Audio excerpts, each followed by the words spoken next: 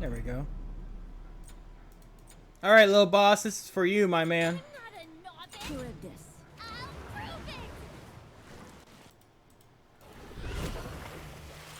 Wave to the people.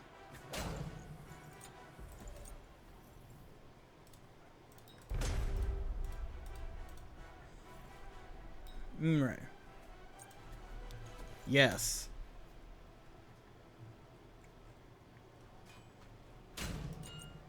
Ah, I see you bought X-Shell. You doing front line or back line? X-Shell.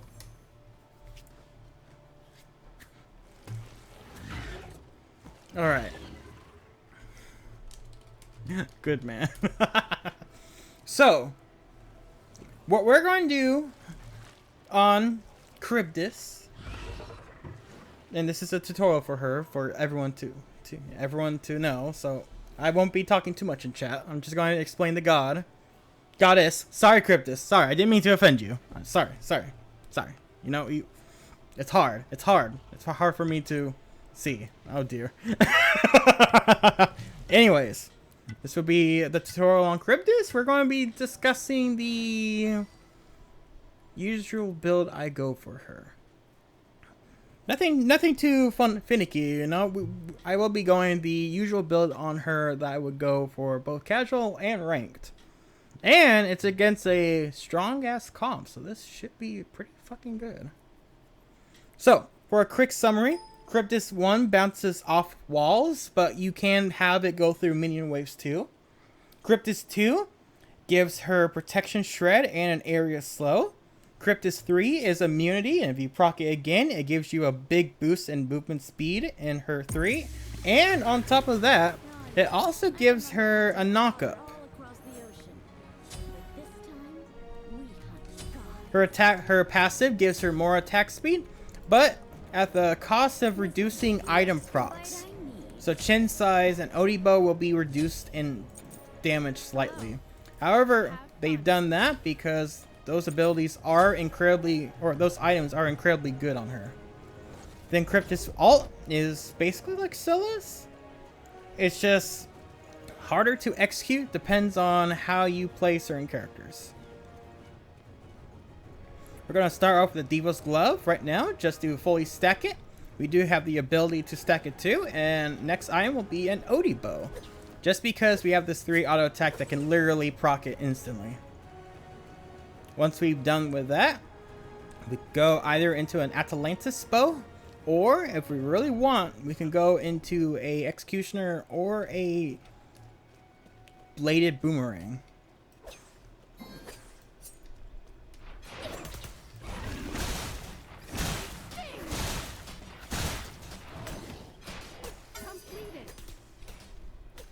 Okay, I better hurry and do this.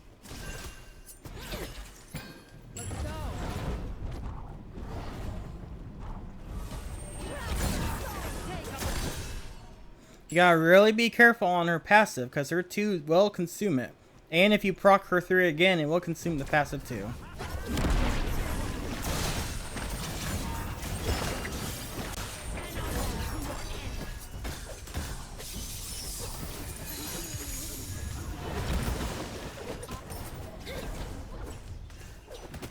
So far, so good. You're not looking for early game with her, you're looking for a late game. So if you're doing a poor display right now, that's okay. Nothing too fancy for her.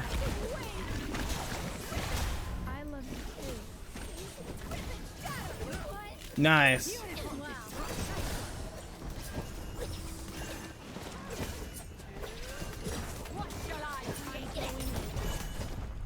Okay.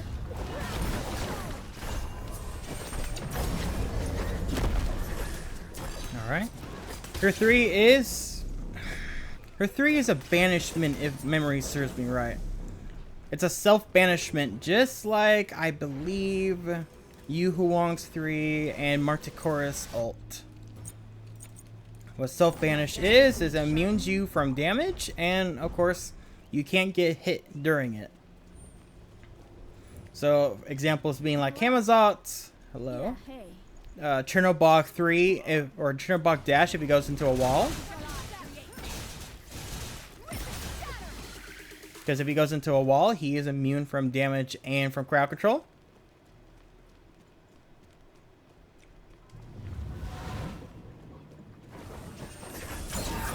For Joust particular, I usually level up. Nice.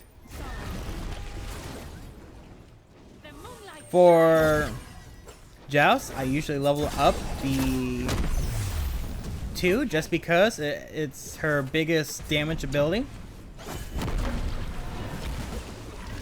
And it does 40% protection shred and that big slow. Both just being very good against frontliners.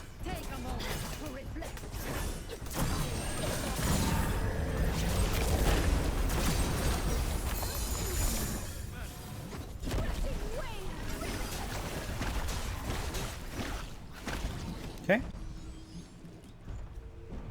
So far, so good.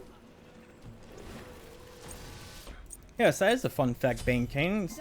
Charybdis and Scylla are sisters, and their father is Poseidon. Just a little bit of Greek mythology lore right there.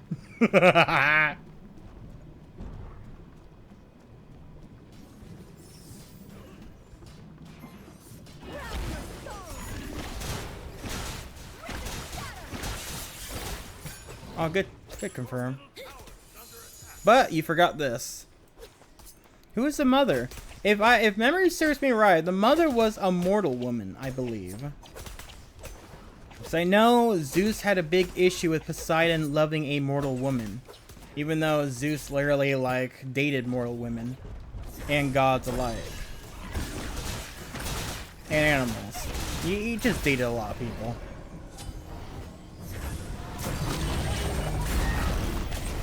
Oh, good dude.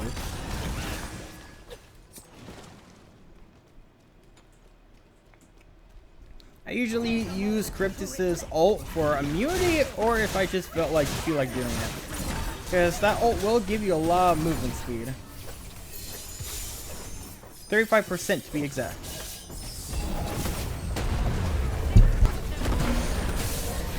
Okay. Oh, that's too bad.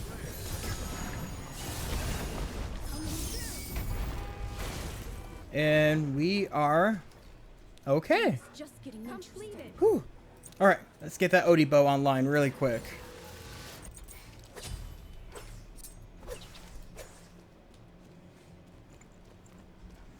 Gaia is a mother of Poseidon.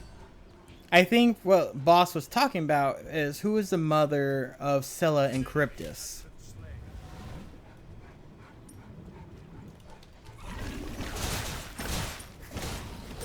There we go.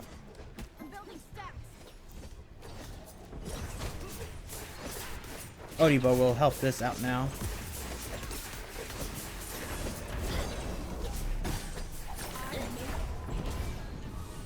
Okay.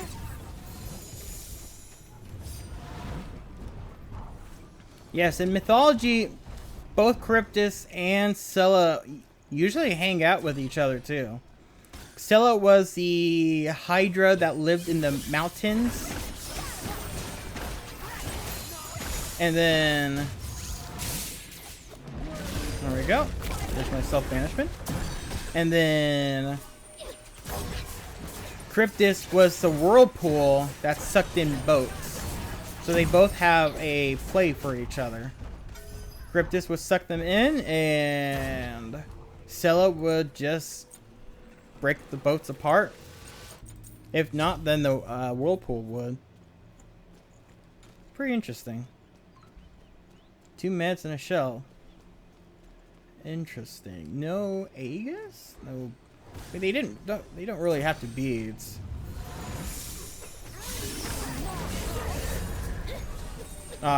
Too early on that.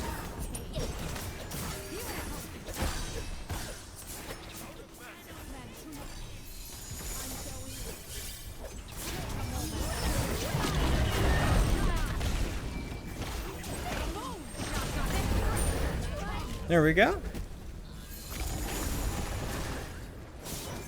Had to make sure I knocked up circuit there, so she didn't finish the job. Ooh. Don't be afraid about doing that, because if you don't knock them up, they do have a chance to re-engage on you. Okay. We're going to go into that demon or blade boomerang now. I almost said demon blade again. Fuck.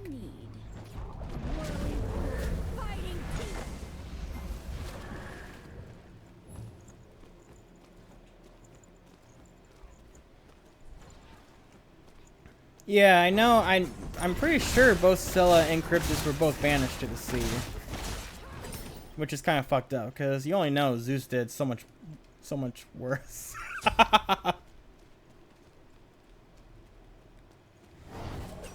Yeah, that's what she is described too in her mythology. She is just a giant whirlpool. Now there's different forms of it, like the one you just said about it being just a giant whirlpool of teeth.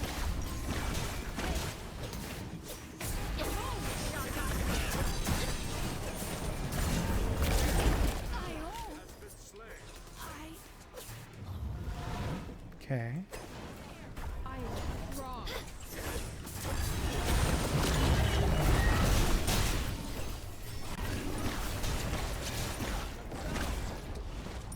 Where is he?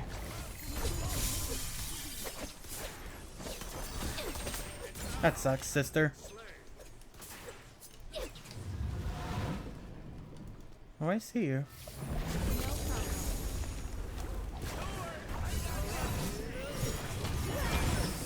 Woo! I didn't want to have to use the beads, but unfortunately, she grabbed me there. That's unfortunate. All right, so far so good. We're winning by top damage at least. Which we're still cooking. We're not fully cooked yet. We are still cooking. Pop wing shard just for the movement speed.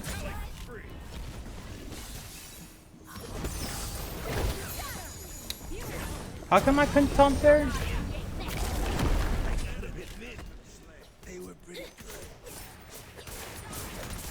I couldn't basic attack there. That was weird. I couldn't. What the fuck? That sucks. That really sucks. Chin size does, but the passive it is decreased. However, doesn't mean that's a bad item for Charybdis, because this 3 right here procs it 3 times. Too slow?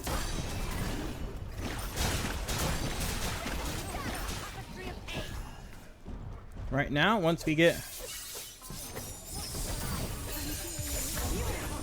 Oh.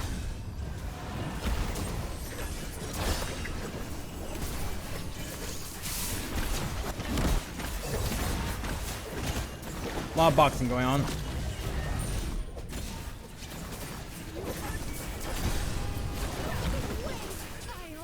A lot of boxing going on. A lot of auto attack missing going on too. a lot of things. But yeah, that's how you usually play it. You save the immunity for a rainy day, or you can go in aggressive. It's personally up to you, but in that situation, I didn't really need it. They were more focused on my teammates more than me, and it kind of gave me the leeway to just kind of slip in. So these 2 item spots, you can either go for an executioner or a chin size, and you can either go for the other item or dominance. And then the last item will be, of course, Deathbringer. You can go for a penetration crit, but it is easy for them to just build a spectral armor.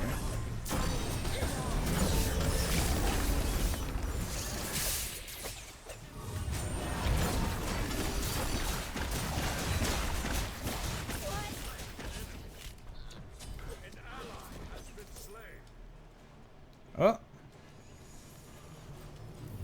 There you go. Now that we got some Blade Boomerang going on action, we're really now cooking. I picked Devos just because it gives you just a little bit of lifesteal, only like 15%, which is nothing. But the biggest thing is that flat power. Because sometimes I do wish to go, I do go for an Atalantis bow on her. So with Atalantis and Devo's combo there, you are technically having 25 just flat pin, which hunters normally don't have flat pin unless you're going ability based. So those items really bring a lot of pain to whoever you're forcing it on.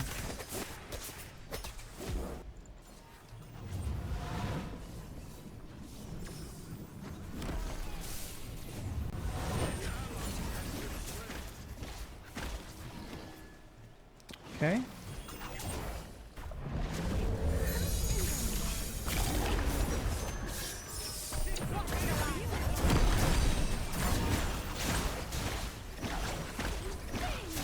Fine, I'll just get you.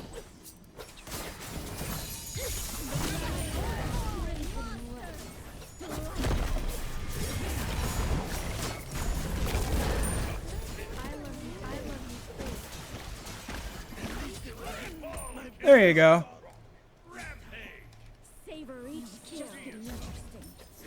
I personally enjoy Charybdis a lot.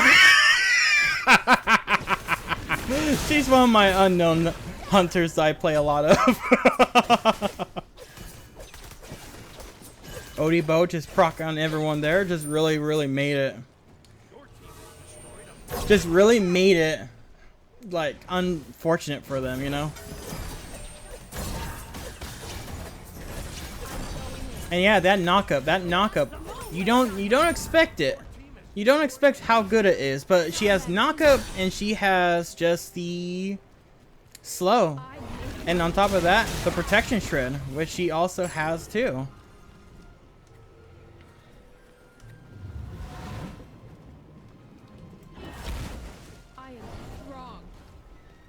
Okay, there we go. Fortunately, we do have to play a little bit safe now that we have no beads. However, how safe? Not that safe, because we are a Charybdis. Okay.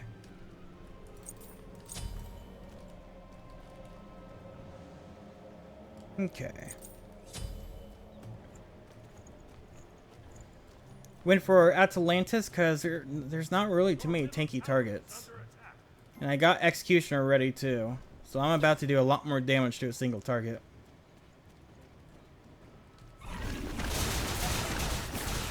Like that. We have 25 flat pen. So you're about to see just chunks coming off of Circuit and Ixchel. And once we get Deathbringer, those chunks will be even bigger. We won't be doing too much to Maui. Executioner can only do so much, but we won't be doing too much to him. However, we're more focused on the back line than we are on him.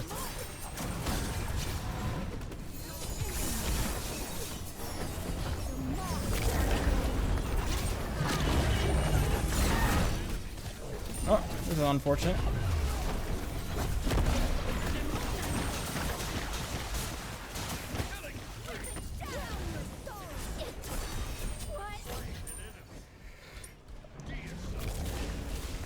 There we go.